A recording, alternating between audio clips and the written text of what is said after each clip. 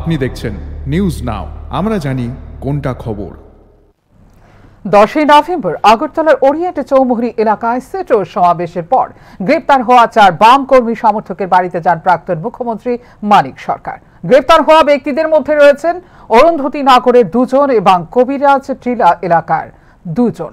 পরিবারের সদস্যদের সঙ্গে কথা বলে তাদের পাশে থাকার আশ্বাস দেন তিনি। সিটোর সমাবেশ অত্যন্ত সফল হওয়ায় রাজনৈতিক প্রতিহিংসাবশত বাছাই করে সিপিআইএম কর্মীদের গ্রেপ্তার করেছে প্রশাসন ও পুলিশ। এটি রাজনৈতিক গণতান্ত্রিক কাঠামোর ওপর চাপ সৃষ্টির অপচেষ্টা বলেও মন্তব্য করেন তিনি। এই ধরনের পদক্ষেপে শুধু বামপন্থী সমর্থকরাই নয়, সাধারণ মানুষ এবং অবিজেপি মহলেও বিরূপ প্রতিক্রিয়া তৈরি হচ্ছে বলে মন্তব্য করেন মানিক সরকার।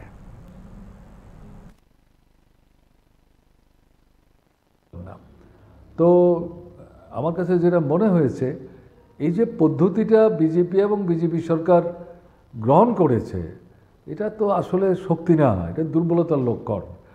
এবং মানুষকে এইভাবে ভয় ভীতি প্রদর্শন করে এবং প্রশাসনকে কাজে লাগিয়ে পুলিশকে ব্যবহার করে কারারুদ্ধ করে সরকারের বিরুদ্ধে মানুষের ক্ষোভের বহিঃপ্রকাশ যাতে মানুষ ঘটাতে না পারে, তাকে প্রতিহত করার যে চেষ্টা, এটা একেবারেই নির্বুদ্ধিতা। এভাবে মানুষকে আটকানো যায় না, আটকাতে তারা পারবেন না। বরং এই ঘটনাতে সংশ্লিষ্ট এলাকায় সাধারণ মানুষ যারা বামপন্থী গণতান্ত্রিক আন্দোলনের সাথে তেমনভাবে সক্রিয় ভূমিকা নেন না বা নিতেন না, তাদের মতো নতুন করে খুব সৃষ্টি হয়েছে। এটা কি চলছে? এটা কি চলতে পারে? এই প্রতিক্রিয়া মানুষের মধ্যে দেখলাম।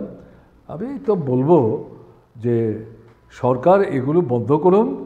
কাজ নাই, রোজগার নাই, কেনবার ক্ষমতা নাই, অর্ধাহারে দিন কাটান, অনাহারে দিন কাটান, সন্তান বিক্রি করেন। এই যে মানুষ